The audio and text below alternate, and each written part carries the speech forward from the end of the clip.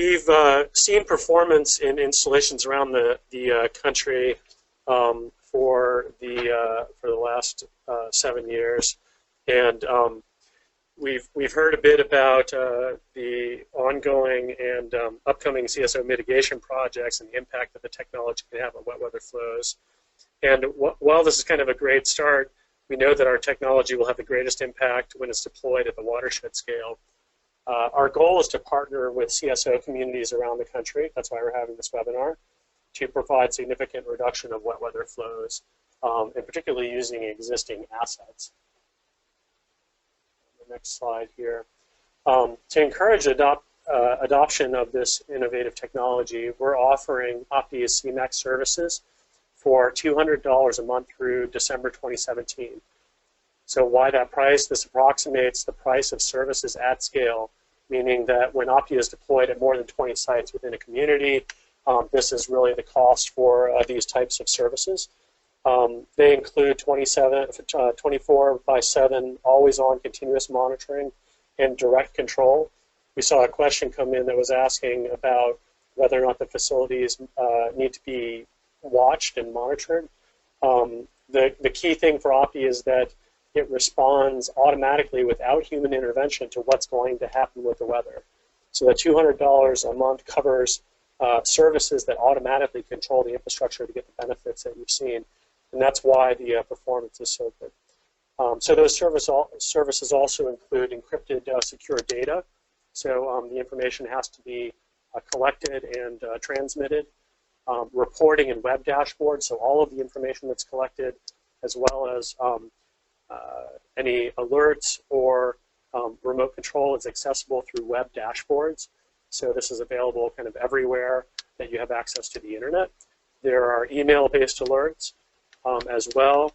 The services are always up to date, so there's no software that's installed or owned or maintained in any of these situations, and the hardware is really just things that are in the field.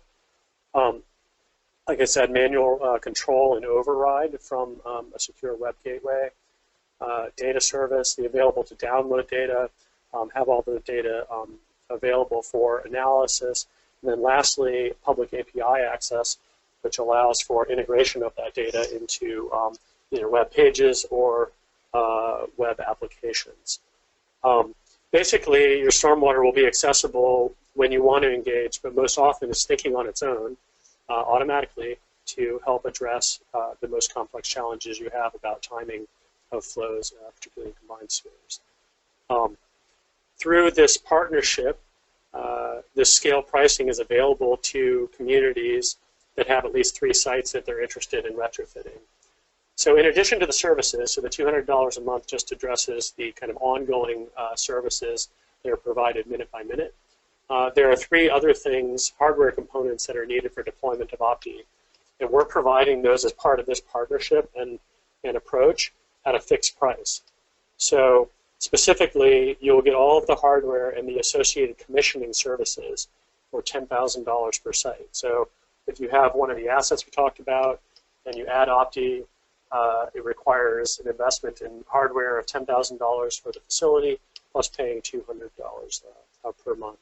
So that, on the hardware side, really all that's needed is a level sensor, and it's included in that $10,000. Control valve up to 6 inches.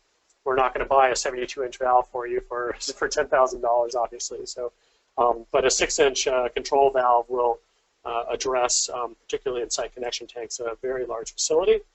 And then all necessary communications equipment and the associated enclosures. So it's really everything you need in order to physically deploy and then deploy the intelligent services as well to operate those facilities with Opti. And then I mentioned commissioning. The $10,000 per facility also includes on-site commissioning, which is basically final installation verification services, and then configuration of the system to operate consistent with your goals. The Opti services, the ongoing $200 a month, also includes customer support and engineering. So this isn't like, here's a piece of software and you are running it on your own.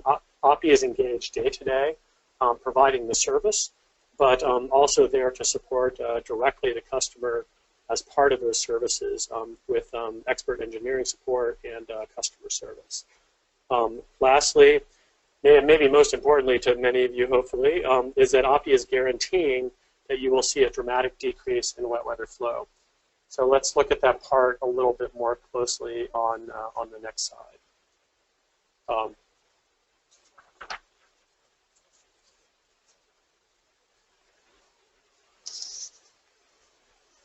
Yeah, so we've seen in these installations around the country that they function very well, and some of these direct examples from the presentation today show that. We also realize that this is a new technology, and in adopting new technologies with our partners, you're taking some level of risk. This is always the case in doing something new and innovative. Certainly, something as exciting as Opti, comes along with some level of risk. We know, though, that risk is actually quite low, and we think it's important, however, to directly address that perceived risk by guaranteeing the outcome. We're offering, as part of this partnership, to assume all of the performance risk. If we are not able to reduce your wet weather flows from the facilities that are retrofit by at least 50% over the existing passive infrastructure, you will not pay for Opti's CMAC services at all. So we're doing this. We don't offer this to everybody. It's an exclusive offer as part of this partnership, and we're glad that you guys could join today and hear about what we're up to, and we're looking forward to engaging with you. And then, so we're going to give you a couple of moments to collect your thoughts. Maybe there's a couple of questions that have already rolled in that we can jump into, but we're going to give a little bit more time. And the first one I think is helpful and is an important point of clarification. In combined sewers, where does the drawdown discharge go to? How does that happen also in a separate storm sewer system? So that came from Jim Feeler.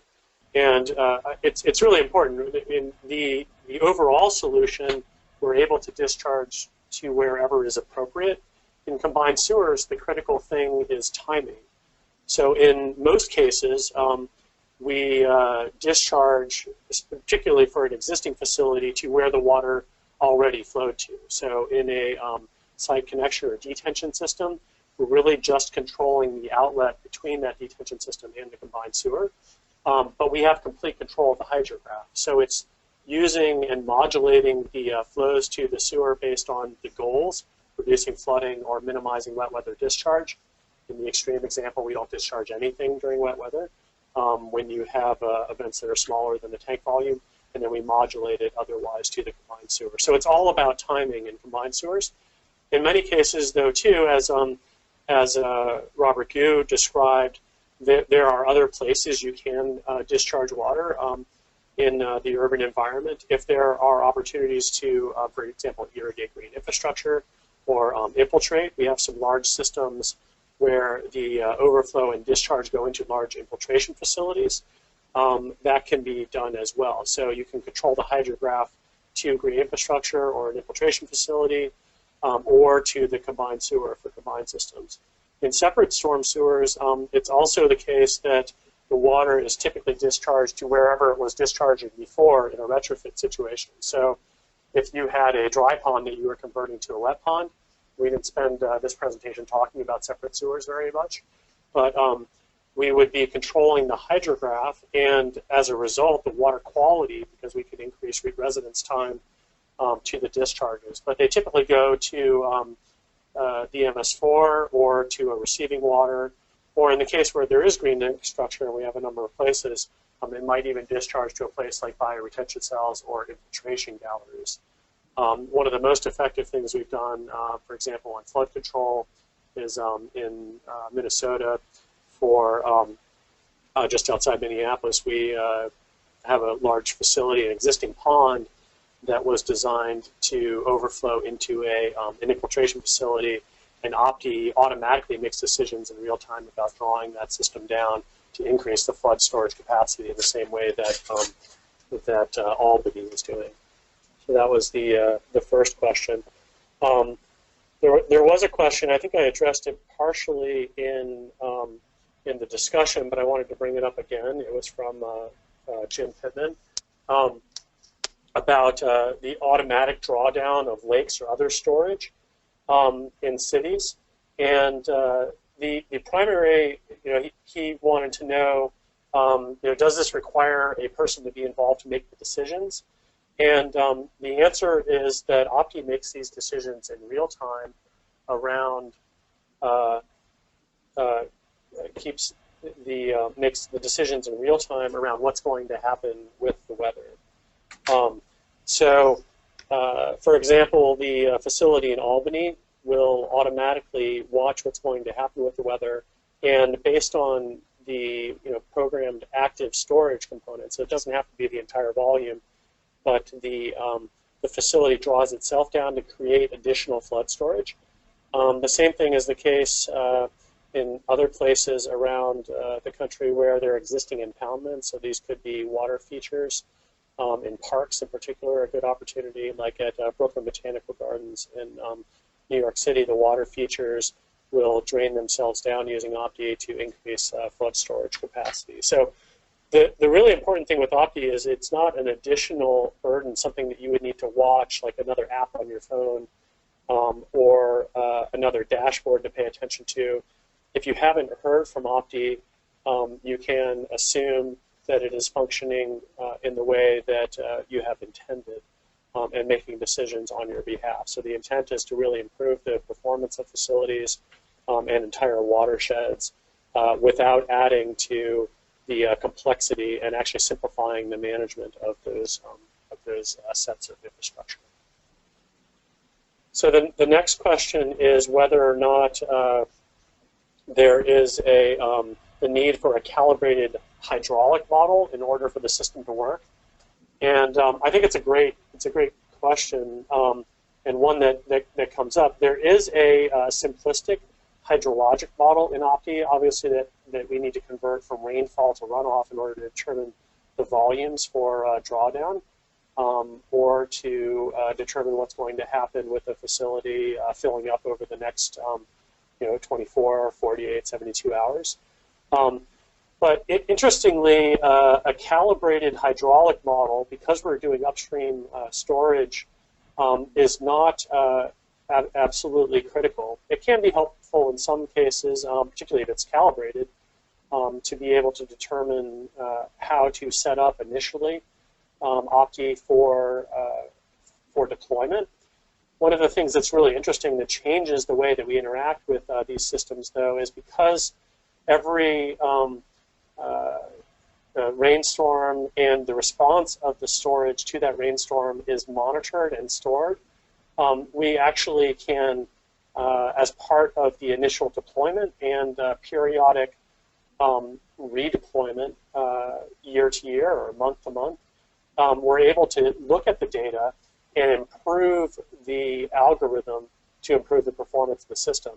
So in fact, you can deploy Opti on an existing asset without knowing much at all about the function of that asset. The initial deployment, you would choose to not operate it if you had no information, but you would monitor that facility, and Opti automatically does that because you're monitoring the storage and its response to rainfall. And then you would have information in order to establish direct rainfall runoff information in real time in order to empirically establish the optimal algorithm for improving the performance of that facility. So one of the really exciting things is you without much modeling or even knowledge of the system, you can deploy, observe, then calibrate, and then operate, which is very different than kind of the traditional civil engineering implementation. There's a question that came in about security. I mentioned that the data services are encrypted and secure. I won't get into all of the detail, but security and encryption of data is one of the absolute most important components of what we do. And a place that we really have differentiated ourselves relative to past real-time control systems. And we can provide probably more detail than you'd like about how we are able to securely control and monitor these systems, and that you can trust these systems in the same way that you trust your bank or other critical services. And we use the exact same infrastructure and protocols and standards that are used by the top levels of even the Department of Defense or the criminal justice system in protecting the security of information. And we can give more detail on that. So there was a question about how do we determine the performance guarantee. So we said that we would not have any of our clients as part of this partnership pay for the services if we're not able to reduce the wet weather flow by greater than 50%. And I can see why there would be a question about that. I think it's important to know what exactly we're saying. Because we're observing the systems that are installed, we have real data from these systems. So the way that we go about doing this is that during the initial deployment, likely if it's during a rainy period, depends on where you are in the country, whether that's seasonal or not. If it's not seasonal, it could be the first 1 to 2 or 3 months. We can observe the baseline conditions. So we can deploy Opti in a manual mode, so it's not making automated decisions, and observe the passive behavior of the existing infrastructure in real time during a number of baseline events. So we're empirically able to observe what the hydraulics and hydrology of those systems, likely obtaining more information than you've ever had about those, the function of those systems prior to the installation. And then after that baseline period, we would turn on the automated operation of the system with forecast integration, and then operate the system with Opti controlling the facility. And again, we're collecting data minute by minute about those systems, and we are then able to make sure that we've collected enough information to categorize and characterize adequately the performance of Opti with the as it is implemented in running automatically, and then comparing those two outcomes. So depending on the system and the complexity, it may require a fairly straightforward model that uses the empirical data we've just collected for calibration, so we could determine long-term performance. But our expectation is that we would be able to demonstrate with that empirical data, as well as use that data to calibrate a definitive estimate of the long-term performance of that system in a way that everyone would sit around the table and clearly agree that the performance is well over 50%. And like I said, the reason we feel so confident about that is that we know empirically on the systems that we have retrofit, particularly where the existing infrastructure is focused on peak control, that it's frequently the case that we're well over 90%. So there's actually a lot of conservatism, even though 50% sounds really aggressive. We know that the actual result is likely to be much higher than